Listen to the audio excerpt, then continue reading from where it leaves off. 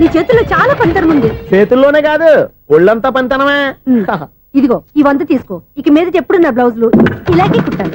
Okay yeah చూసావా మన talent. వచ్చిన ఆడవాళ్ళందరినీ ఇలా మూడేసి అలా పడగొట్టేస్తున్నావు. నీ సూదికి ఇంక తిరగలేదా? కరెంట్ బిల్ అండి. కట్టేసి. నేనెందుకు కడతానండి, నేను ఎలక్ట్రీషియన్ ని. బిల్లు ఇవ్వడానికి వచ్చాను. అనుకున్నానులే, కరెంట్ తీగ మీద కాకిలాగా నల్లగా మాడిపోయింటే ఎలక్ట్రీషియన్ అనుకున్నా. ఇలాగే సార్ వినాయక చవితి కదా, కొంచెం ఏదన్నా చేతులు పెడితే బాగుంటుందేమో ఆలోచించండి. చేతిలో ఏమన్నా పెడితే ఏం బాగుంటుంది కానీ ఇదిగో ఇది పెడతాను తీసుకో. లంచం తీసుకోవటం మహానేరం. చెప్పడానికి నువ్వాడరా అపరిచితుడు. మీ వంట మీరు ఉంచుకోండి, చూడటానికి తీసుకున్నాను అంతే. బాయ్. లంచం ఇవ్వడం కూడా నేరమే. ఇలాగే రాక్కు దబ్బడం నేరం కాదన్నమాట. ఏంటయ్యా ఈ చిత్రం? ఆ పెద్ద మనిషి వచ్చిన మేనేటర్ తిప్పించేస్తాడేటి? ఇది నీకు విచిత్రం గానీ నాకు మామూలుగా ఎప్పుడు జరిగే విషయమే. అదే మామూలుగా జరిగే విషయం ఏంటని? అంటే ప్రతి ఇంట్లో జరిగే విషయాలను నీకు చెప్పాలా? పోస్ట్ మ్యాన్ కదయ్యా, మాత్రం మ్యాటర్ పోస్ట్ చేయలేవా? నీ కరెంట్ పనులు నువ్వు చూసుకో. నా స్విచ్ లో ఏలెట్టావనుకో మీటర్ ఎర్రని తిరుగుద్ది. ఈసారి చూడండి మేడం, ఇది కూడా చూడండి మేడం.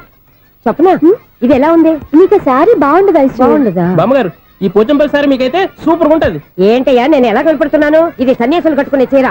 లేటెస్ట్ గా ఏదైనా షిఫన్ చేసి చూపించు. ఈ చీర చూడండి మేడం. ఈ సారీ ఎంత? 1300 అమ్మా. 1300? ఎందుకయ్యా దాన్ని 1300? ఒక్కసారి అవుతుందే డోర్ కట్టను కూడా పనిచేయవు. ఇచ్చే రేట్ చెప్పు. ఏమయ్యా ఆఖరిసారిగా అడుగుతున్నాను, 300కి ఇస్తావా? అంత రేట్ ఏందిలే మేడం, ఫ్రీగా తీసుకోండి. ఏం ఒళ్ళు బలిసిందా?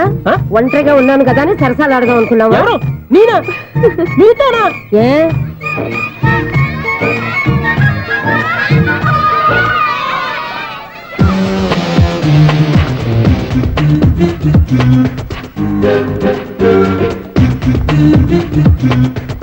ఈ సారీ చూడండి మేడం. ఈ చీర చూడు బాగుంది కదా.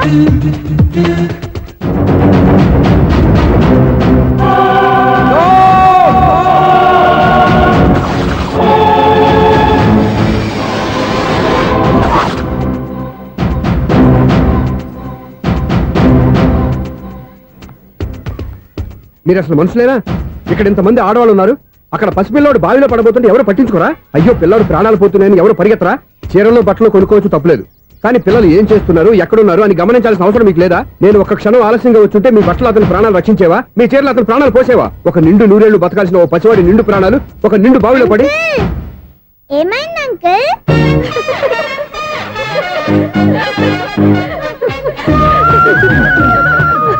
అయ్యో బాబు, అది క్లోజ్డ్ బావి, వాస్తు కోసం అలా ఉంచాం.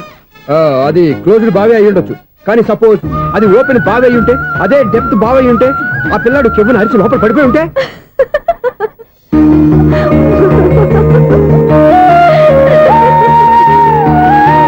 నవ్వడం కాదు, అందరూ ఆలోచించాలి. నవ్వడానికి 1 నిమిషం చాలు, ఏడవడానికి 1/2 నిమిషం కూడా పడదు. ఆ ఏడుపు ఎన్ని యుగాలు వెంటాడుతుందో మీకేం తెలుసు? Fantastic dialogue. ఈ డైలాగ్ నేను సినిమాలో పెట్టుకోవచ్చా? తమరెవరు? ఇన్సల్ట్. నేనెవరో తెలీదా?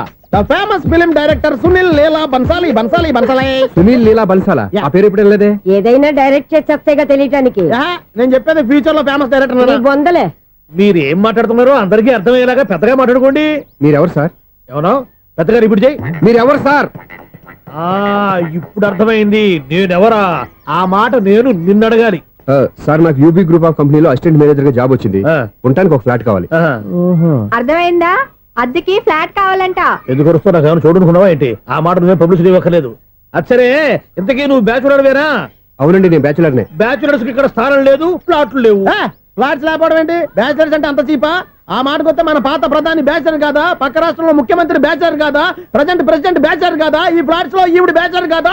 పెళ్లికి ముందు నువ్వు బ్యాచర్ కాదా? ఆయన ఇప్పటికీ బ్యాచులరే. బాగా చెప్పావు. ఈ బ్యాచులర్ కి నేను ఫ్లాట్ ఇవ్వను. ఇడిచ్చిందంటే రాఘవేంద్రరావు లాంటి డైరెక్టర్ కి, జంజాల్ లాంటి రైటర్ దొరకవు. 13 రూమ్ లో ఉంది కానీ లగేజ్ అక్కడ తీసుకురా. అతని కోసం ఎంత రూమ్ ఖాళీ చేస్తానంటే వెల్కమ్. ఇదే నా ఫిలిం ఛాంబర్. ఇదేంటిది ఎలా ఉంది? ఇలాగే ఉంటది. నాకు ఏదైనా సరే ఆర్టిస్టిక్ గా, ఆర్టిఫిషియల్ గా ఉండాలి, అప్పుడే లైక్ చేస్తాను. నువ్వు శంకరాభరణం శంకర శాస్త్రి గారి గడప తాకితే స్వరాలు పలికినట్టు నువ్వు ఈ ఫ్లాట్ లో ఏం తాకినా నరాలు తెగుతాయి. ఈడేంటి పట్టపగల తాగేస్తున్నాడు? వీరికి ఇంకో క్వాలిటీ కూడా ఉంది. కాస్ట్యూమ్ డిజైనర్ కూడానే. సమంత ఫాక్స్ దగ్గర నుంచి సుమంత దాకా ఈడే కొడతాడు. ఏంటి చెప్పులా? కాదు, బట్టలు. చూస్తుంటే అలా లేడు. అయినా బట్టలు కుట్టేవాడి రూమ్ లో పెట్టుకుంటాం ఏంటి వాడేవాడు నన్ను పెట్టుకోవడానికి వాడిని నేను పెట్టుకున్నాను. అంటే ఈ ఫ్లాట్ నీది కదా? టాలెంట్ తప్ప ఈ ప్రపంచంలో నాకంటూ ఏదీ లేదు. నా అదృష్టం కొద్దీ ఆయన ఈ ఫ్లాట్ ని అద్దెకి తీసుకున్నాడు. అందులో సగం నాకు అద్దెకిచ్చాడు, అందులో సగం నేను నీకు అద్దెకిస్తా. ఓహో అండర్స్టాండింగ్. ఆహా. ఇంతకీ అద్దె ఎంత? అది నన్ను అడుగు. 6,000. అయితే 2,000 ఇస్తే సరిపోతుంది. ఎలా సరిపోద్దండి? ఆయన ఈ ఫ్లాట్ ని 6,000కి అద్దెకి తీసుకుని అందులో సగం 2,000కి నాకు అద్దెకిచ్చాడు, అందులో సగం 4,000కి నేను నీకు అద్దెకిస్తాను. ఈ లెక్క ఏంటి ఇంత కన్ఫ్యూజ్ గా ఉంది? నీకే కాదు, మొదటి నుంచి వాడు నాకు కూడా అలాగే చెప్తున్నాడు. ఈ కన్ఫ్యూజన్ ఏమీ లేకుండా ఉండాలంటే 4,000 ఇచ్చేయండి సరిపోద్ది. 4,000 మరీ టూ మచ్ గా ఉంది. అయితే 6,000 ఇచ్చేయండి. ఏయ్, సునీల్ చీకటి పడిందంటే ఊళ్ళో లైట్లు నిలిగితే నా కంట్లో లైట్లు ఆరిపోతాయి. నా కర్మ కొద్దీ ఈ వాచ్మెన్ ఉద్యోగం తప్ప వేరే ఏవి దొరకలేదు. రేసీకటి అని చెప్పారనుకో, ఉన్న ఉద్యోగం పోయి బతికే చీకటి అయిపోద్ది. అసలు ఎంతకీ లైట్ వెలుగుతుందా లేదా? అబ్బా, చెయ్యి కాలితే కాలింది, బలుబు వెలుగుతుందని మాత్రం తెలిసింది. అమ్మో, ఈ బలుబు ఉంటే చాలా డేంజర్. ఎవడెళ్తున్నాడో ఎవడొస్తున్నాడో తెలియదు. ఈ బలుబు ఆరిపోతే ఎవరు అని అడగొచ్చు. చిన్నప్పుడు ఎప్పుడో కృష్ణాష్టమి కొట్టాను ఉట్టి, ఇక్కడ ప్రతి రాత్రి కొట్టాల్సి వస్తుంది. జై సూపర్ స్టార్ కృష్ణ. ఏంటి చెడు చెప్పుడు లేకుండా లేట్ అయిపోయింది? అమ్మయ్య, ఇప్పుడు ఏదో వచ్చినా పర్లేదు. ఏంటయ్యా సడన్ గా బలుపు అయిపోయింది? వచ్చేసారా సెక్రటరీ గారా? బలుబు ఆరిపోలేదండి, పగిలిపోయింది. ఏంటో చీకట్లో సరిగ్గా వినిపించట. చీకటికి వినపడడానికి సంబంధం ఏంటండి బాబు? కాదులే, కొంచెం బాడీ వీక్ గా ఉంది, కాస్త పెద్దగా చెప్పు.